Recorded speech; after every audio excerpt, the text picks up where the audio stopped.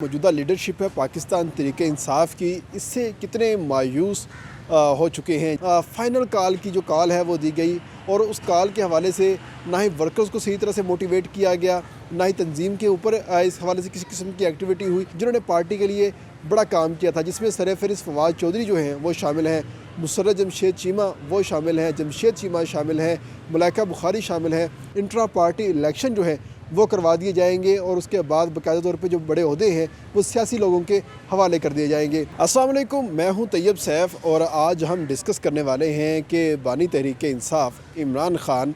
ख़ास तौर पर जो मौजूदा लीडरशिप है पाकिस्तान तहरीक इंसाफ की, इससे कितने मायूस हो चुके हैं, जिसकी वजह से उन्होंने फ़ैसला किया है कि पार्टी के अंदर बड़ी सर्जरी की जाएगी और ख़ास तौर पर वो तमाम रुकन और लीडर्स जिन्होंने पार्टी के लिए पहले बहुत सा काम किया था और उनकी कारकर्दगी जो है वो सामने नज़र आती थी, उनको जो है अहम पोस्टें दी जाएंगी, अहम नशिस्तें दी जाएंगी और साथ ही साथ जो पार्टी का मौजूदा स्ट्रक्चर है इसको भी दोबारा फिर से डिज़ाइन किया जाएगा। इन तमाम तर चीज़ों के हवाले से आज हम बात करने वाले हैं। ख़ास तौर पर बैरिस्टर गौहर गए इमरान ख़ान को अडियाला में मिलने के लिए, उसके साथ असद कैसर थे, सलमान अकरम राजा थे, बाकी तमाम लीडरशिप जो है वो भी अडियाला मुलाकात के लिए जाती रहेगी। लेकिन उन तमाम लीडरशिप से एक ही ख़ान को शिकवा था कि ये तमाम लोग मुझे बाहर की बातें अंदर आके ठीक तरह से नहीं बताते और जब वो जेल के अंदर होते हैं जो उनको मैं पैगाम देता हूँ कि बाहर जाके ये बताया जाए तो बाहर जाके सही तरीके से वो तमाम तरह बातें जो हैं वो नहीं बताते, जिसका उनको शिकवा था। और उनका ये कहना था कि 24 नवंबर को फ़ाइनल कॉल की जो कॉल है वो दी गई और उस कॉल के हवाले से ना ही वर्कर्स को सही तरह से मोटिवेट किया गया, ना ही तंजीम के ऊपर इस हवाले से किसी किस्म की एक्टिविटी हुई। जो भी चीज़ें हुई वो अली अमीन गंडापुर की जानिब से और बुशरा बीबी की तरफ से थोड़ी बहुत एक्टिविटी जो है वो नज़र आई थी। इसके अलावा पार्टी की जो बाकी तमाम तरह क़यादत है वो सिर्फ सेल्फियाँ बना के वीडियोज़ बना के चली गई और ख़ास तौर पर पंजाब की क़यादत से तो वो नाला थे, जिसके बाद उन्होंने फ़ैसला किया कि अब उन लोगों से मिला जाए, उन लोगों को अपने साथ दोबारा मिलाया जाए, वेलकम किया जाए जिन्होंने पार्टी के लिए बड़ा काम किया था, जिसमें सरफहरिस्त फवाद चौधरी जो हैं वो शामिल हैं, मुसर्रत जमशेद चीमा वो शामिल हैं, जमशेद चीमा शामिल हैं, मलाइका बुखारी शामिल हैं और दो पुराने लोग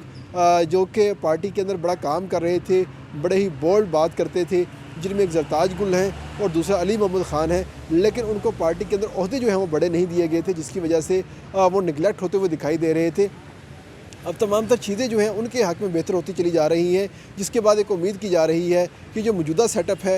ये ख़त्म हो जाएगा। ये जो वकीलों ने पाकिस्तान तहरीक इंसाफ को घेरा हुआ है मुख्तलिफ मुकदमात के नाम के ऊपर, इन तमाम को जो है वो अब छुट्टी करवा के घर बैठा दिया जाएगा और जो सियासी लोग हैं, जो सियासी मैच्योरिटी रखते हैं, जिनकी बलोगत सियासत के अंदर हुई है, जिन्होंने ख़ान के साथ टाइम गुजारा है, उन तमाम लोगों को ओहदे दिए जाएंगे और साथ ही साथ उनको नई असाइनमेंट जो है वो भी दी जाएगी। जिसके बाद एक अंदाज़ा लगाया जा रहा है पाकिस्तान तहरीक इंसाफ के अंदर ही जो उनके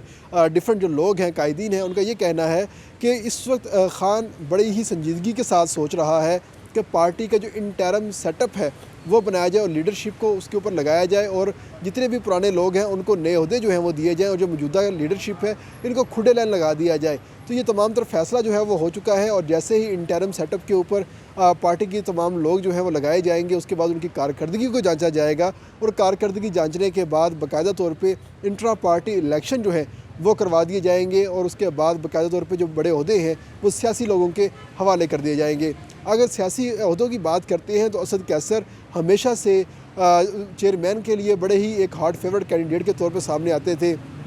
साबिक सदर आरिफ अलवी जो हैं वो बड़े एक हॉट फेवरेट के तौर पे नज़र आते थे। लेकिन ये जो अब मौजूदा सेटअप है और ख़ास तौर पे जो मौजूदा लीडरशिप ने जो पूरा कांड किया है, बुशरा बीबी को उन्होंने अकेले छोड़ दिया था डी चौक के ऊपर, जिसके बाद वो कारकुनान के दरमियान अकेली थी और वहाँ पर डटी रह गई, लेकिन आखिरी वक्त पे आके उनको वहाँ से निकलना पड़ा।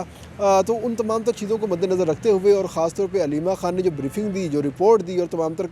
जो क़यादत है इसके हवाले से जो अपनी तमाम तर चीज़ें जो हैं वो बताई, जिसके बाद ख़ान ने अब फ़ैसला कर लिया है अब कुछ भी हो जाए कि जो मौजूदा लोग हैं इनको अब कोई बड़ा ओहदा जो है वो नहीं दिया जाएगा, बल्कि पार्टी के दरीना वर्कर्स, कारकुन जिन्होंने पार्टी के लिए कुर्बानियाँ दी हुई हैं और ख़ान के साथ वक्त गुजारा हुआ है, जो ख़ान की सियासी सोच को जानते हैं, उन तमाम लोगों को ओहदे दिए जाएंगे ताकि पार्टी जो है अपने एक्चुअल कलर के अंदर खुल के सामने आ सके और अपने वर्कर को प्रोटेक्ट कर सके। क्योंकि जितनी भी लीडरशिप है वो 26 नवंबर के बाद का जो बयानिया है वो सही तरह से नहीं बना सके थे, वरना पाकिस्तान तहरीक इंसाफ को तो बयानिया की जमात कहा जाता था। लेकिन ये बयानिया जो है अपना किसी भी तरह से कामयाब नहीं कर सके और आपस में ही इनकी जो लड़ाई है